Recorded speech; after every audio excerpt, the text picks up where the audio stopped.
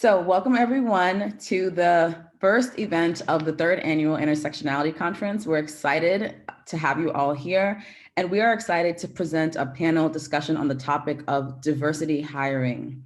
So this idea was first inspired in part by discussion regarding Goldman Sachs' decision on July 1st, 2020, to require at least one diverse board candidate with a focus on women on the board of an IPO. Specifically, this event is brought to us by all of the women's organizations at SEPA, the business school, and the law school. This is a joint event, and we're so happy that we've been able to collaborate this way. Whereas in person, it seems that we're more together than we are divided, especially in a remote world. So to continue on, gender and racial quotas are numerical requirements for hiring, promoting, admitting, and/or graduating members of a particular racial group and are used to increase representation in organizations. Ensuring equal opportunities for people from all walks of life, promoting gender diversity, and improving antiquated hiring mechanisms are all benefits of diversity programs. However, diversity is valuable for more than providing an inclusive and equitable environment. It ensures diverse perspectives are present at all levels of decision-making, combating group thinking and fostering diverse thoughts that strengthen the workforce, educational environment, and inform policymaking. There are various ways that companies can work to increase diversity on the basis of race, ethnicity, nationality, immigration, status, ability, sexual orientation, age, geographic orientation, and beyond. This panel discussion is intended to explore how to ensure that intersectionality is at the forefront of these efforts and to convince those with the decision-making power to put forth more nuanced and intersectional approaches. We are excited to welcome an accomplished panel of women who will have a conversation on diversity hiring and share their personal experiences breaking into traditionally male-dominated, monocultural, monoethnic fields. First, I will ask the panelists to introduce themselves, then we will posit several questions followed by an open Q&A from the audience. And so now I'm going to turn it over to the moderator for this panel, Maria. Welcome. Hi, everyone. Thank you so much for joining us. This is the first event for Women in Leadership of the year, and we are very excited to have you all here join us. First of all, just echo what Shani said and remark that if we think about what's happening right now, only 8% of Fortune 500 companies are led by women. And very few of them are of color. So we know that there is a structural problem going on right now. For instance, as well, only 18% of US ambassadors are women. We have a serious issue of diversity of leadership in the public and private sectors, and having conversations like this will help us tackle that issue as the leaders that we're going to be after we graduate from SEPA and go into the workforce to try to change this. We want to talk about gender quotas. Why? Because there's sometimes there's stigma, sometimes there's unfairness to other candidates. There's controversial issues around this topic. So also thank you very much to our three panelists for joining us today. And please, if you want to start, maybe Nichelle, introducing yourself, and Kenyora and Simone. Thanks, Maria, and thanks, Shani, for having me. It's a privilege to be here and excited to have this conversation with you. By way of background, I am actually a Columbia Law School graduate, corporate lawyer trained. Spent about 15 years or so practicing corporate law, first at Big Law in New York City, then in-house at an industrial gases company. And while I was at that company, I transitioned from the law department to the business side to do mergers and acquisitions on the business side, and had increasing roles of responsibility until I left that company as an executive director of mergers and acquisitions. And was instrumental in a lot of the diversity work that they did at that company. About a year before I left that company, I was actually named to the board of a publicly traded specialty chemicals company. So I've seen the law firm side, I've seen the corporate side, and now I've seen the corporate side from the director level. I am a wife and mother of two, lots of intersectionality beyond what you see in my face, but just excited to be here today. So thanks for having me. Thank you, Maria and Shani, and the student leaders of SEPA for inviting me to this panel as well. I'm Kenyora Parham, pronouns she, her, hers, and I am by means no expert on this topic, but more so an expert simply on my experience. I worked in the nonprofit sector and higher education spaces for the past 10 plus years now, and have essentially kind of worked my way from the bottom to almost the top, would I say. And I almost say that for I am not as officially a CEO of my own community group called C-Suite and Living Color, but almost there yet. But currently serving as the executive director for End Rape on Campus, that really works to ensure that we end campus sexual assault by providing direct support services for students in their communities, prevention, education, and policy reform from the campus to the federal levels. Prior to coming to End Rape on Campus, I worked in a higher education space at a university back in Boston, Massachusetts, for a couple of years. And then prior to that, I worked at a multi-generational organization for about 5 years, where I really learned the inner workings of nonprofit work and working with the board of directors at the time. And what was interesting, particularly about working there, is that although multi-generational, focused on elementary school girls being mentored by college women and those college women being mentored by professional women, there was a huge gap and an opportunity that I recognized upon working there. And that was the dichotomy between who was being served and who was doing the mentoring, if you will, that did not necessarily match up with who was being served at the time. And so I'll be talking a little bit more about my experience within this panel here. So thank you again, and happy to be here.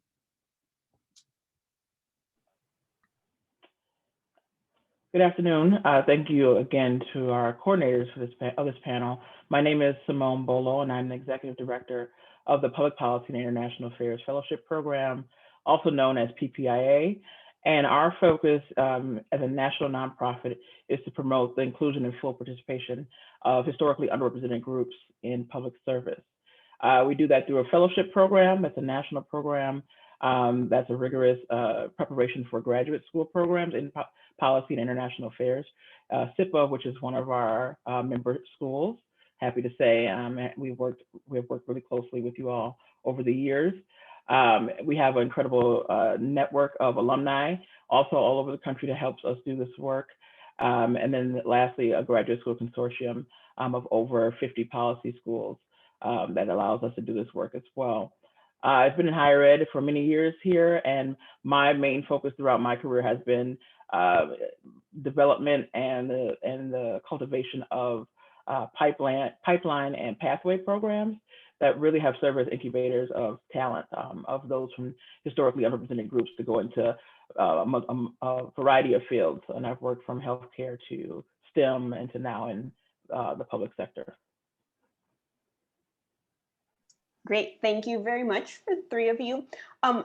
First, we want to open the floor. Well, we want to open the discussion tackling. First thing, we don't want to assume anything. So the first question that I have for the three of you is, what are gender quotas to you? And why do you think having diversity in a board or organization is important? So if you want to start, maybe Simone, and then we go to Kenyora and Nichelle. We do that order.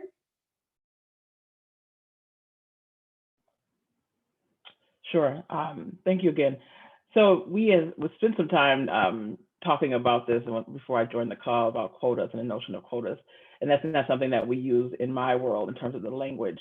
And quotas in most of our cases are somewhat illegal, particularly in higher ed. And so we talk about when that case came up where we had to look at diversity and inclusion, and I'm not the expert, I'll leave that to our lawyer on the panel to talk and dig deeper into that piece. But we had to think about doing our work differently in higher ed, particularly.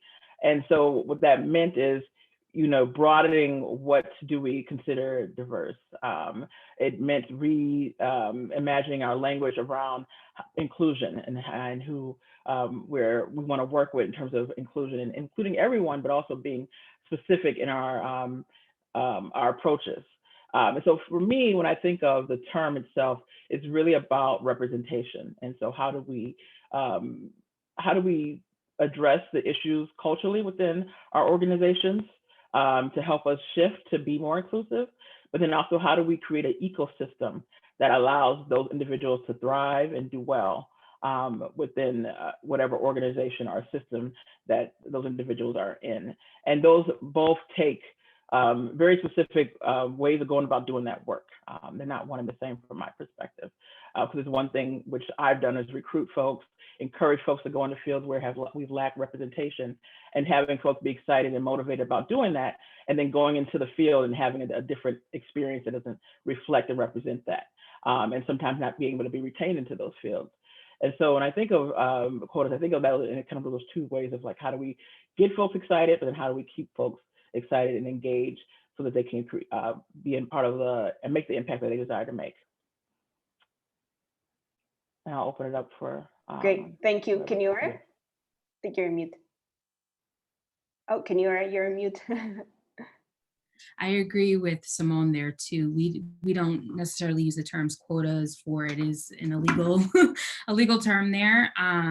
But exactly how Simone stated in terms of creating that ecosystem and really targeting culture as part of the work environment that you would want to not only create once someone is hired or appointed to a board, but of course also a part of like the hiring system, the hiring process, and even the offboarding process. Particularly for me and the work that I did in my former capacity, and even now in this current capacity, I think about, not only what does it look like in terms of diversity, equity, and inclusion, because I think those terms get a little bit too convoluted, and then there's some negative connotations that may come with that. It's really about the culture piece for me, and really having those open, candid conversations with those that, we hire, those that we appoint on the board, but also just really having clear communication about expectations too, with regard to, what type of culture do you want to create here in this space? What type of culture is already here, and how can we at least evolve that into being more open and understanding in terms of making sure that folks who are working there feel comfortable and feel at ease. They want to come to work, or they want to come to this internship, or they want to be on this board. And recognizing that it's about, everyone having their own individual perspectives and being able to be a part of those types of conversations at the table. Whether it's you can agree to disagree on certain things, that's fine, but having that openness and candidness to really dive deep into what matters and what's important outside of not only who you serve, but how you're also doing that work internally. Yeah, and so of course, agree with Simone and Kenyora. Quotas are not sometimes illegal, they are always illegal. So that's why it's a term that we don't really use. And I call it a trigger word. It's a word where people who are not interested in bringing in representation can find a foothold and threaten lawsuits. So as Simone said, absolutely, it is about representation. And I think why representation is important is, there are case studies, and there are, there's research out there that tells you that, for example, corporations that have more representation, have diverse executive teams, have diverse boards, perform better. Many times in the corporate setting, people will ask what the business case is for inclusion, and it's more than so. In addition to those of us who are of color, who want, from our perspective, to be included, businesses just perform better when there's a diversity of opinion, diversity of experience. And that's really what's important. And one other topic, I was having a conversation with somebody last week or the week before, and they really made a poignant note of something. They said, if you think about, let's just say for argument's sake, 15%, and I'm throwing random percentages out here, but 15% of humanity has some sort of high functioning intelligence. Now let's say 50% of those people are women and 14% of those people are African American, and you can run the statistics. If you have a boardroom or you have a group of senior executives that are all white male, by, statistically speaking, you don't have the best people in the room. You should be pulling from all of the different groups, not only because of what they bring in to the conversation, but because statistically they're going to be better than at least some of the people that you have in the room. Thank you so much. I think it's a very insightful way of thinking. I actually really liked when we got to know each other last week, when we were thinking about how to reframe this idea of quota. So a quota shouldn't be a box that you tick. But if we think about increasing representation, it's because we want to know the opinions and the thoughts of the people that are in our board or in our organization. And that's why reframing the way we think about it, it's very important. But on that line, why sometimes when you increase representation and when an organization diversifies, members could be targeted as being undeserving, or other members that are not diverse in terms of gender, race, sexual identity might feel that they actually got there the hard way and the others didn't. So how do you think, in your experience, we can tackle stigma or these kind of like tension issues that arise? We can go the other way, Nichelle, if you want to start. Sure. I think first of all, for those of us who, you can look at yourself as a token, or you can look at yourself as a trailblazer. And I think we really need to have the trailblazer perspective as we enter these spaces. We appreciate and realize that we're going to have to prove ourselves more often. And I can tell you, in my corporate experience, I ended up being more credentialed than the people that I was sitting next to. So because that's what they require in order for you to have a seat at the table, to be in the room. So I think, there's a resilience that's necessary. And then I think it's proving yourself, and we do that every day. We get into whatever spaces we're in and we do the best work, and eventually the work is recognized.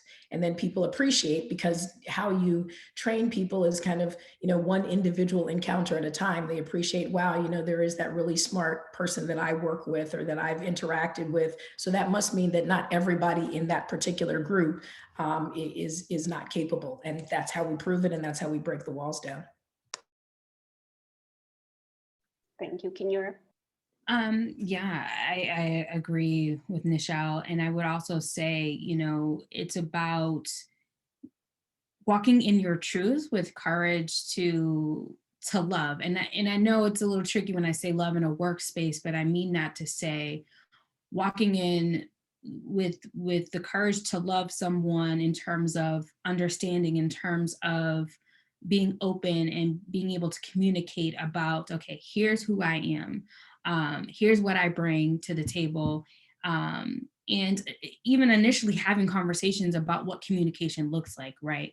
So it's like, you're not just walking into the room and people are meeting you for the first time, but you're actually getting to know folks on a one-on-one basis. So it's not like, oh no, I'm just here as the only, person, Black woman of color in the room, but I want to get to know who my colleagues are, where they come from, what they bring to the table, and have these really candid conversations. So when we are in these meetings, it isn't necessarily so much that I have to prove myself, but it's just a continuation of what we have been able to see in each other in those one-on-one conversations, in which that in a kind of, I don't want to call it reverse psychology way, but in a way it's like, you're getting to know your colleagues, you're getting to know where they come from. And once you're, leading a project or in the room with these folks having a meeting, it's again, just like, here's what we've initially had in terms of these conversations. Now you get to see me in my element and in my way of being able to implement what we've talked about. And so you're able to see me for who I am, and what I and why I was even hired, or why I was even brought to the team.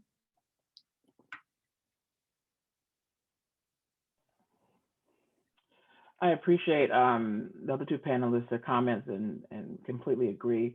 Something I've been thinking about is, how do we continue to let our work speak for us, which Nichelle spoke to, and so that working on yourself, as an expert in whatever field and whatever area you're in, and letting that speak for you.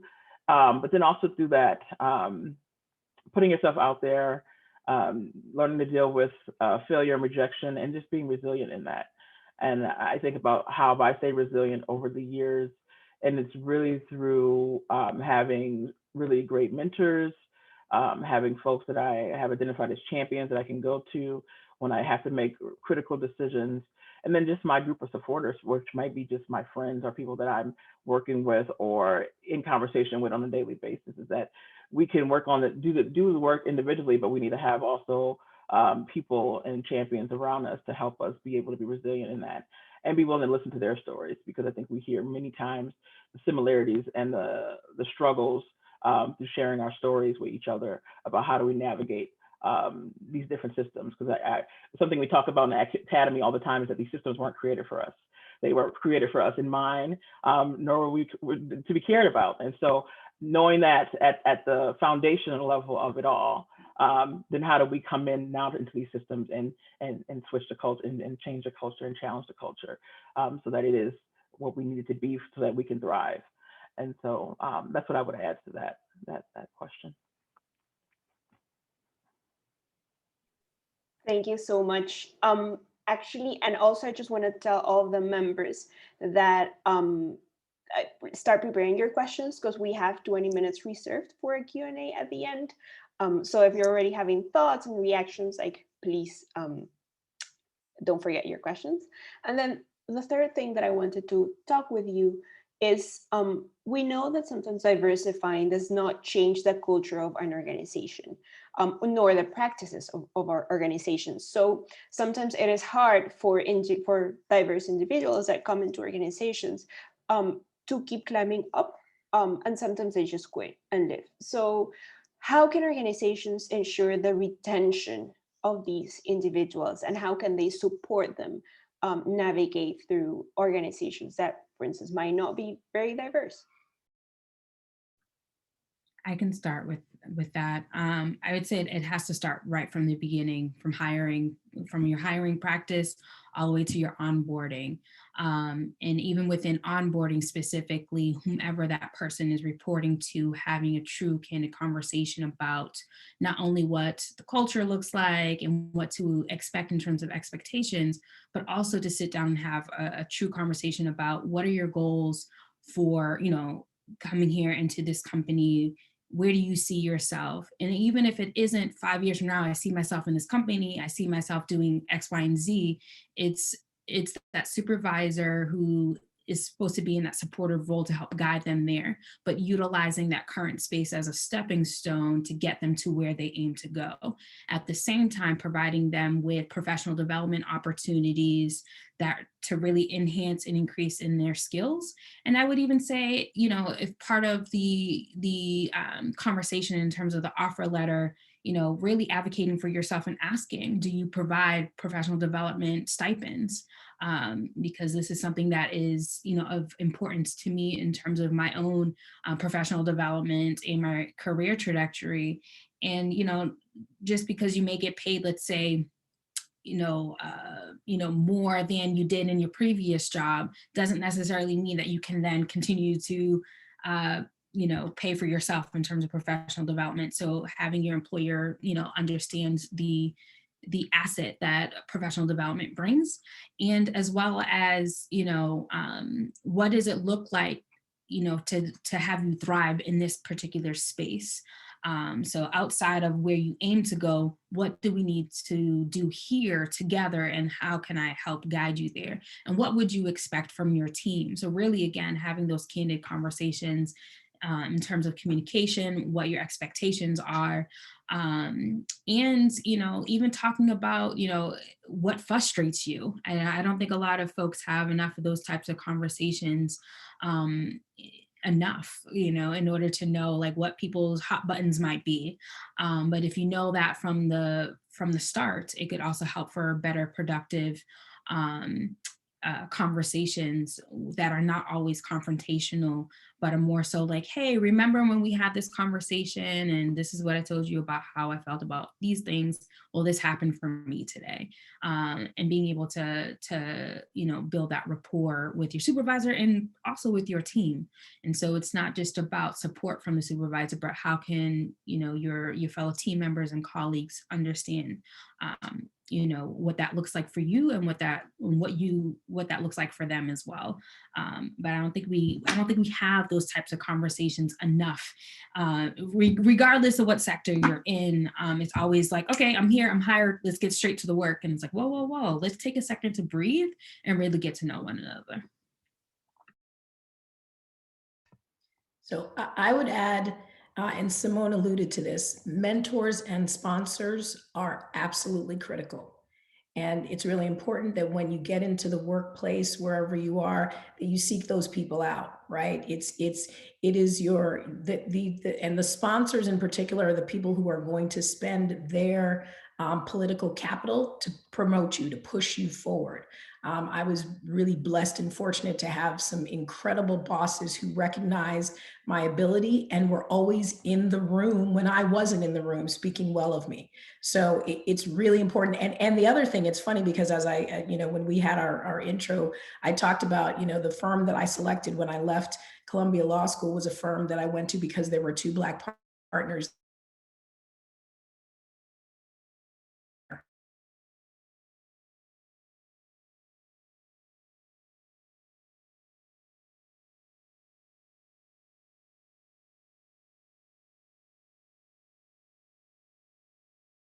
Into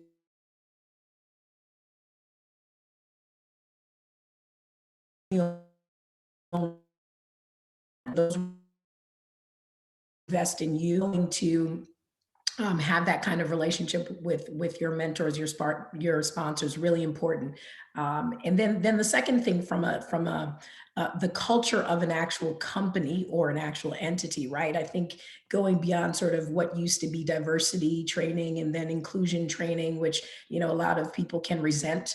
White males and others can resent, like we've got to be forced to do this training. I think there are second level trainings like unconscious bias training and anti-racist training. Like we need to be very deliberate about talking about spaces where people have blind spots. They just don't see and realize that they treat people differently. And that's all of us, right? And once people are educated about that, hopefully they kind of do the right things to create an environment that's more inclusive. One thing I will add is echoing the notion around having strong support and just even your own individual networks. And so something that has been a powerful outcome of the PPI program is, now there's 4,000 alumni all over the country and world that anyone in this network have access to. And so, you all being at SIPA, that being a network, being part of some of the different affinity groups within your school or within your internships, making the connections that way, continually build that network because it can be incredibly powerful if you allow it to be. And then something else that I've seen probably more recently in my work is, particularly with younger folks than myself, is just having that courage to be innovative and create what you need. And so there's a couple of young women that I mentor that have said, I did not see this in this space, so you know what, I'm going to create it. And they have created some wonderful organizations and have created new networks for themselves and the people that they care about in their fields that have been extremely powerful for them. And it's also been powerful for those coming into the networks who've been in the field for a long time, because when they were going through this, they didn't have that, but now they have, looking to the future, looking to who we can now invest into. And so that would be my only two contributions of, thinking about what can you create that doesn't exist and that you need to support you in this, and then continue working on your own networks. Great, thank you very much. And I think the last question that I have before we open up for discussion is about specialty programs or programs that are targeted to hire specifically women or people from diverse backgrounds. So what do you think about these programs? Like, or some organizations open up specific applications for that program. Do you think those work? Do you think those increase biases or stigma? Do you think organizations should just hire everyone and then do the representation, increasing representation internally when picking the candidates? Just about your thoughts on that. Whoever wants to start. Sure, I can jump in here because I get an email probably every day from some sort of organization, governmental organization about, can we tap into your network? And so I think, you know, in regards to my work, PPIA has done some of that for organizations. What I don't, and what I'm grappling with and I'm always thinking about, is that PPIA, particularly for public service folks or international affairs folks, it shouldn't be the only come in order to broaden your pool of candidates. I think organizations need to be challenged to think, you know, yeah, where are the kind of the sweet spots? So whether it's a PPIA, it's a Wrangle Fellowship, or it's, you know, all these other initiatives that are out there that are helping to cultivate folks along the pipeline. But there's also other strategies that these companies and organizations and higher ed institutions should be taking to also attract that talent. And so, you know, that may be a dissertation topic for someone in the room, but I think we can't limit it to, it's not a magic bullet. We can't limit it to just one thing.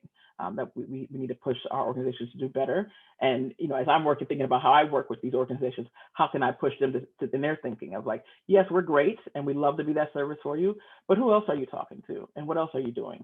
Because we want to make sure that it isn't just this one time kind of, oh, well, we talked to PPA and now we have all these candidates, but that we are integrating this into the work that we're doing and how we go about identifying, hiring, and are taking proactive measures to really be intentional about how we bring in the best pool of candidates as possible. I would also add that I think there's it's complex, right? Like there are specialty programs that I think have its pros and its cons depending on what the actual goals are and what they aim to do outside of just saying, oh, we're creating this diverse, equitable and inclusive, you know, program. There's a call that I had a few weeks ago from a large investment organization that is looking to create an actual specialty program pipeline for HBCU students, but has come to me as, you know, hey, HBCU students are important, but what about also students who go to predominantly white institutions? For me, I went to Simmons University for my undergrad and Boston University for grad school. And a lot of this misconception happens where, because there are students of color who go to these higher education institutions, have access to and resources to what these PWIs can provide, when in fact, it actually isn't what we may think it may. I say that to say, as a student, as a former color, I didn't know anything about the Career Education Center until someone brought it up to me in my junior year.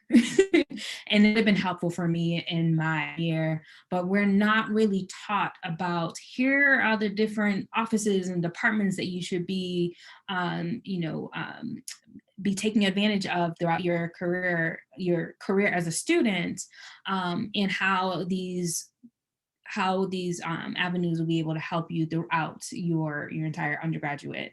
You'd have to find your own pathways. You have to talk to, you know, the other Black kids at the table to be like, wait a minute, how did you do this? Like, who did you speak to? And it's having those types of conversations that really then open up the door for opportunity, versus the schools actually doing something to help propel the student and set them up for success.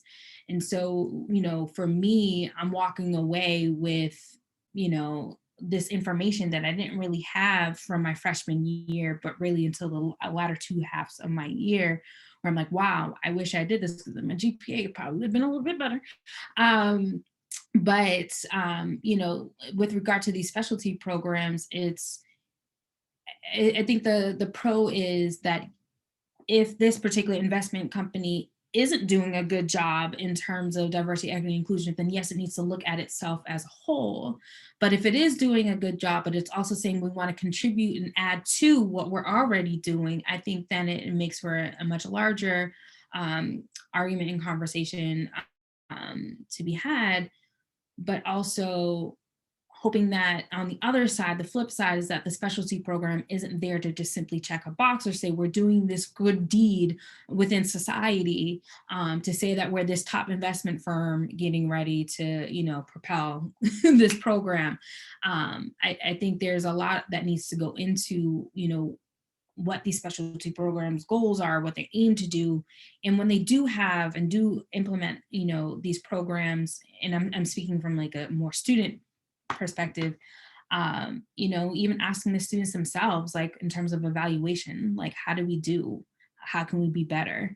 And then once they're, let's say that specialty program is then a pipeline into having an actual full-time job at that company, how can you then, move those values and make sure that they're integrated into the company overall?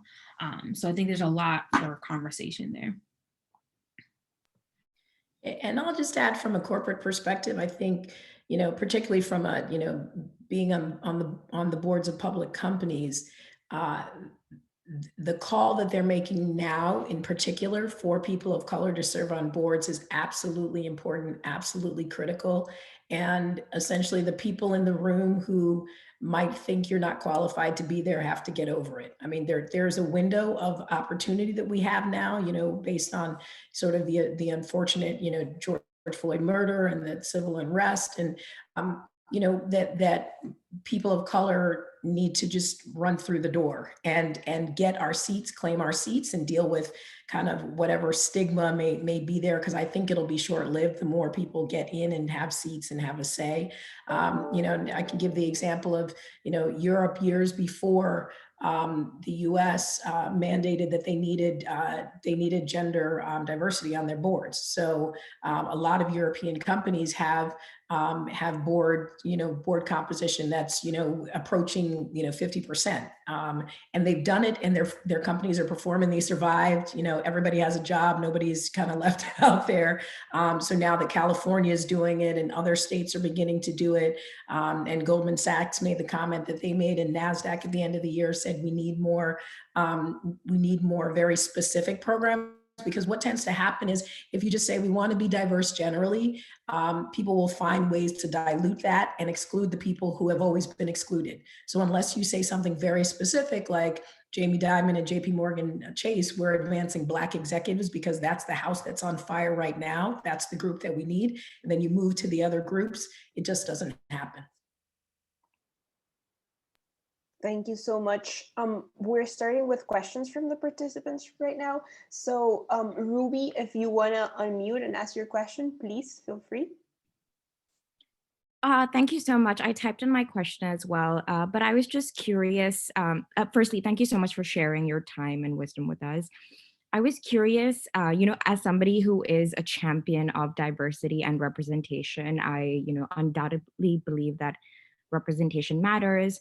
But Isabel Wilkerson in her book Caste kind of touched upon how sometimes, people who are sometimes do not share progressive policies may weaponize representation. They might put people of color or women in positions that are used to perpetrate a lot of regressive policies within, the private sector or the public sector. And I was curious, as people who may have been in positions where you are seeing these dynamics play out, how does one, navigate this problem while recruiting coworkers or while building a personal network? I'm sorry if that question was a little bit long-winded, and happy to, further clarify if that wasn't clear. Thank you.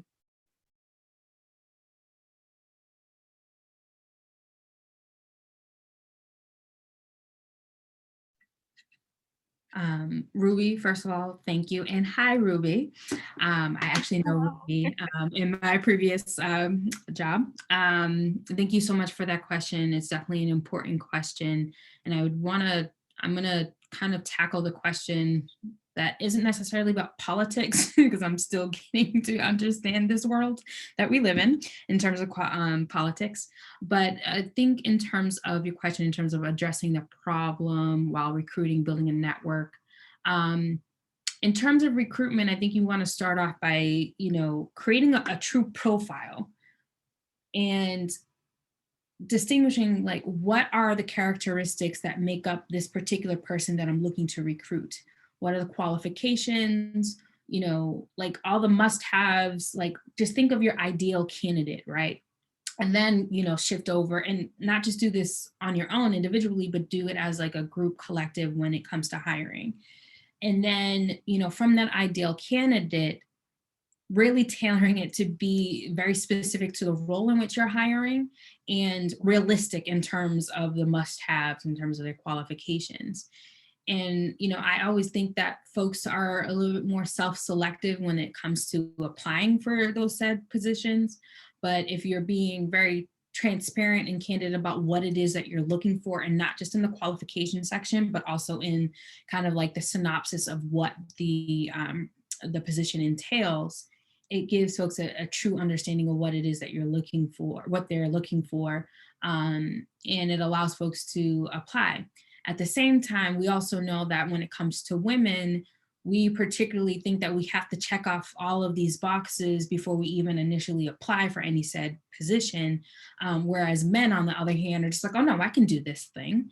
And so we think we have to come with all of these qualifications when most of the time, if not majority of the time, I like to think most women, especially women, are very qualified and are checking boxes and then some.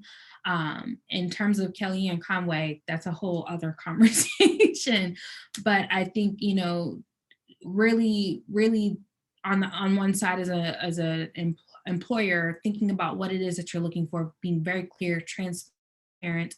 And then on the other side, as someone who's going to hire, being very clear and transparent with yourself about like what you're capable of, but also like knowing that you can do what is on that resume, even if you're like, oh, I did answering the phones for like a nursing company versus, applying for this job that's an assistant or executive assistant to someone.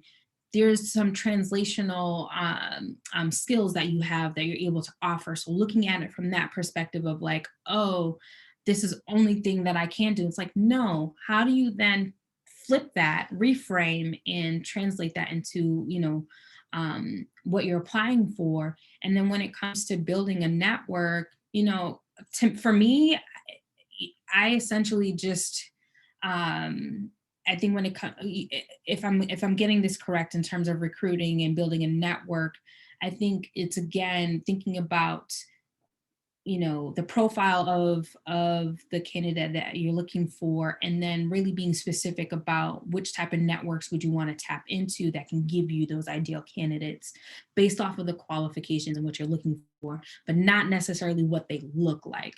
I think it has to start with the qualifications piece, and then however their intersectional identity is, just happens to be a bonus.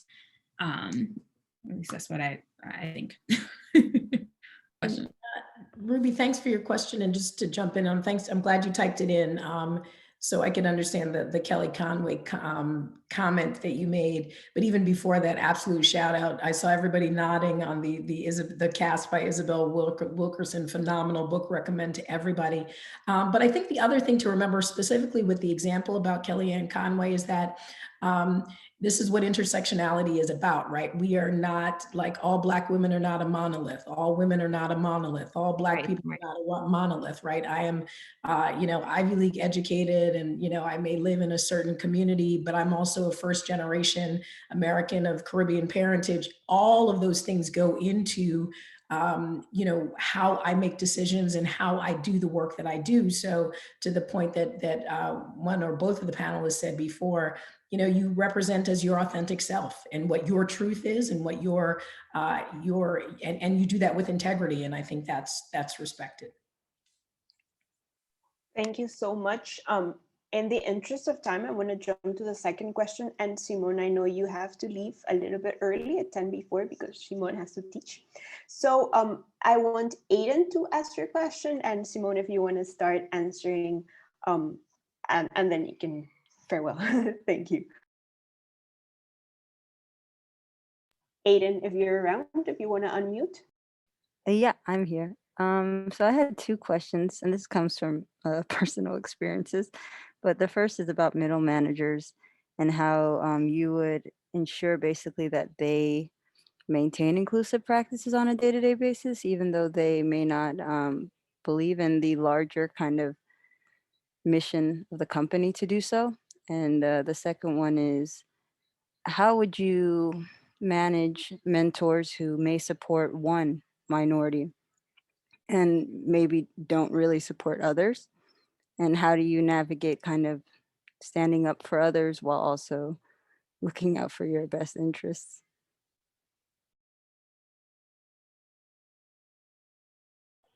Yeah, I think question two of that I can provide a little bit of insight, hopefully, and then I'll have to leave you all. And thank you again to the organizers for such a great panel. I always think about panels as a participant and then as a person on the panel. And if I'm taking things away, then it was a good panel, and I definitely appreciate our other two panelists. It left me with some things to think about. When I read the part two of the question, it made me think of another question of they may be questioning that relationship, and it maybe is not your job to manage the mentor. I think in mentorship relationships, whether you're the protege or the mentor, it's an exchange. Mentors mentor because they should want to grow and learn from their mentees as well, but then they also have had a number of significant and substantial lived experiences that they feel that they may be able to provide some insight to their proteges' future or current, state of being in the world. And so I think you have to, and that's a somewhat selfish practice, and that's okay. And so, I would say to be in that relationship for what you need it to be, and then kind of connecting with Kenyora was saying earlier about speaking your truth around how you interact with others and the importance of diversity, inclusion, and equity in how you are in the world. And I think, you can also, something I appreciate from my mentees is if I get readings or they know what I'm interested in, you may want to just gently nudge and send them things to give them some insight about kind of where you stand on DEI. Not in the sense of like you're going to change their mind or change how they approach, but at least provide them with some new insight and allow them to either take that in however they choose to. And so I think it's a balance of what you need from that relationship, and also you can do some things as a protege to kind of just inform the person, not necessarily to change their mind, but just to give them more information as they think about their practice of mentoring moving forward. Thank you so much, Simone, and thank you so much for joining us today. We greatly appreciate having you with us and sharing your perspective. I want to jump into the next question. So, Sinhura, if you want to unmute and ask your question. Yeah, hi. Thank you so much, all of you, for your really helpful kind of perspectives. So my name is Sindhura, and I've just joined the MPA program at SIPA this January. So for a short while, not short, actually, for about 3 years of my life, I've worked in a corporate law firm in India. And one of the things that I really saw was that oftentimes, if you kind of look the other way, and if you kind of ignore some sexist comments that are being made by partners of the firm and things like that, those kinds of things are actually rewarded, as opposed to people who kind of express their opinions on things and have strong opinions and stand up for themselves in a professional environment. Maybe this is not always the case, but in environments such as these, how do people, persons of color and people who come from a different environment, really respond and stand up for themselves while also ensuring that they're not, harming their own prospects? Yeah, I can take that as a start. That's a really great question. And it really speaks to the culture of the organization that you join, because and I'm glad that you bring the perspective, the international perspective, right? Because even, you just take, New York law firms, for example, as a small microcosm. There are different cultures within those firms. And we're all in America. You can be in other parts of the world where where environments may be more patriarchal, maybe less concerned about issues of gender or race equality. So I think the first thing is, if you can, you really need to study the culture of the organization that you're going to join before you get there. And hopefully you can make a choice where there's a culture that's more inclusive. Now, if you don't have that option, or you get in and you realize that it's not what you expected, I do think that this is a time we're in a space where these kinds of conversations are becoming, people are having courageous conversations. I do think the tide is shifting, and time is changing. And I think you should, always, you have a voice for a reason, so you should speak up. And, quite frankly, if that means that that's not the place that you end up, maybe it's not the place that you want to be, the top executive of, and there's an opportunity to go someplace else. But I do think that, I am on, panels and webcasts and things with women in, at board level positions, talking about, hey, how do we talk about, racial equity? How do we talk about, gender equality at board level positions, right? Do we speak up? How do the men respond? What if they roll their eyes in? And the answer that women are providing is always, we speak up.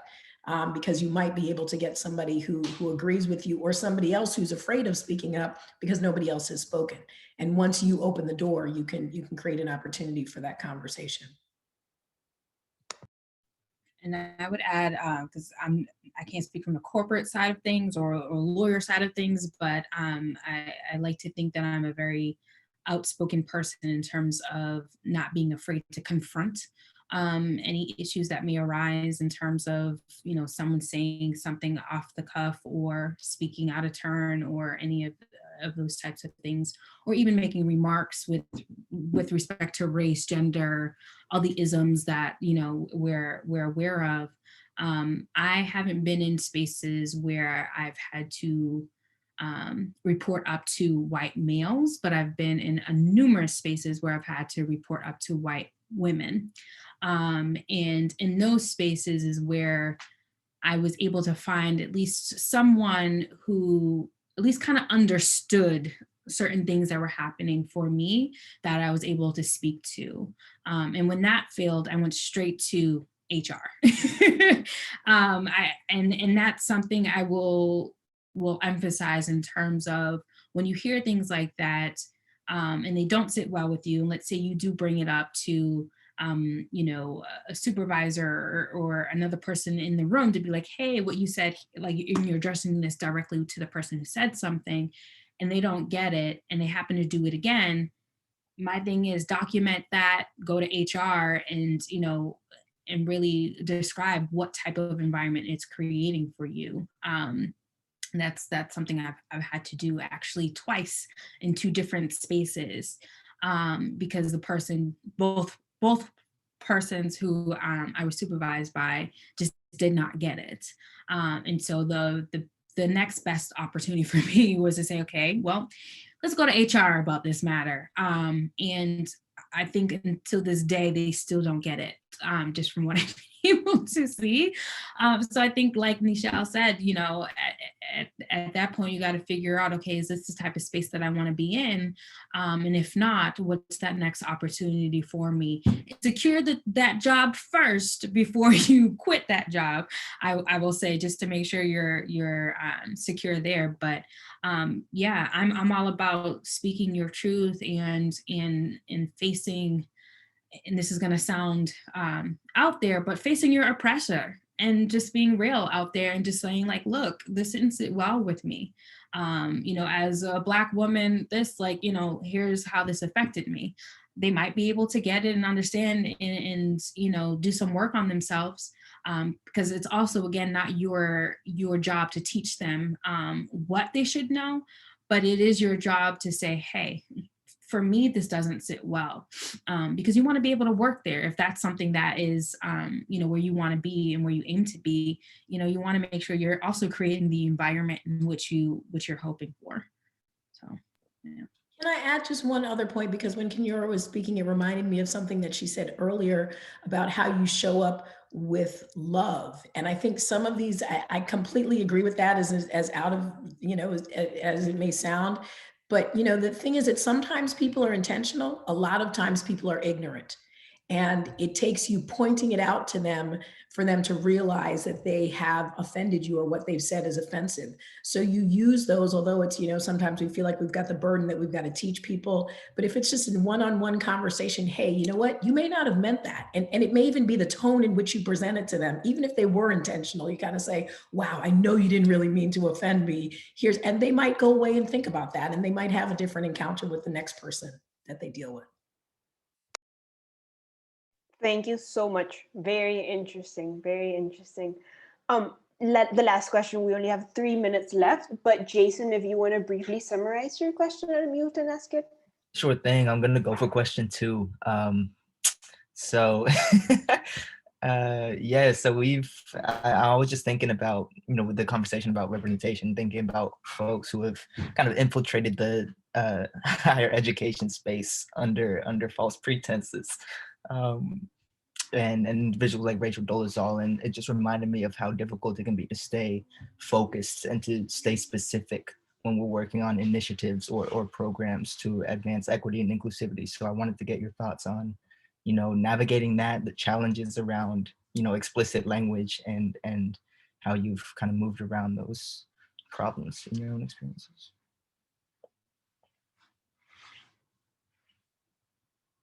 Yeah, I guess I can jump in, kind of staying focused is just, and you guys are probably all much younger than I am. So on the days when I don't feel like doing it for myself, I do it for my kids. I do it for the generations behind me. I do it for my nieces and nephews and all those people. So it really is, when I get into a space, I've been blessed with the opportunity to be in this space for a reason, even if I'm the only, you name it, that happens to be in that room. But what about this space will be different after I leave it? It is being intentional and being focused about, I'm here for a reason. I'm here to learn something, but I'm also here to teach something. And by the time I move on, it needs to be better for the next person coming behind me. And that's really what motivates me at a board level, at an executive level, at a civic level. My community has got to be better because I was there and because I had a perspective to offer that nobody else had. So that's what keeps me focused when all around seems to be a little hazy. I don't know if Kenyora has anything she can add to that. Yeah, absolutely. I agree exactly with Nichelle stated. And what I'll say is my motto that I walk around with is deriving from the past to discover in the present to define for the future. So while I'm deriving the good things from the past and understanding where I'm coming from, where I've come from, where my family comes from, where this organization may come from, I'm also taking the good stuff in the discovery phase and also learning about myself and being very introspective of like, how can I utilize what I'm learning to then, set the next person up for the future in terms of the definitive moment. And so that's what I'll offer there. Thank you very much. That's a fascinating insight. I am taking so many learning points from this panel. Can't be more excited to wait and then write them all. I think we've reached the end of our time. So I just can't thank you both enough for your time, for your thoughtful insights, for putting passion and love to this panel as well. Thank you as well to all of our participants who have asked questions, who have engaged, and who have taken all the insights from our panelists. Thank you to the Diversity Committee, SIPA Students of Color as well for co-sponsoring this event as part of the Intersectionality Conference. And that's it. Shani, if you want to close with some words. Yes, thank you all for joining. To our panelists, thank you so much. I think the knowledge that sits in your brain, you might think is just words. Granted, you do know you're passing it forward, but I think sometimes we might forget how truly meaningful the things that we have learned is to someone who hasn't reached that point yet. And so I'm really appreciative to all the things that you've said today, and I'm appreciative to all the questions that everyone asked. And I hope that we move forward from this point, understanding our place in higher leadership and also how we can be allies to those as well coming behind us and around us at the table. And so with that, I will close this panel, and I thank you all for joining us, and I hope you guys stay tuned for the rest of the events we have set for the Intersectionality Conference. Thank you.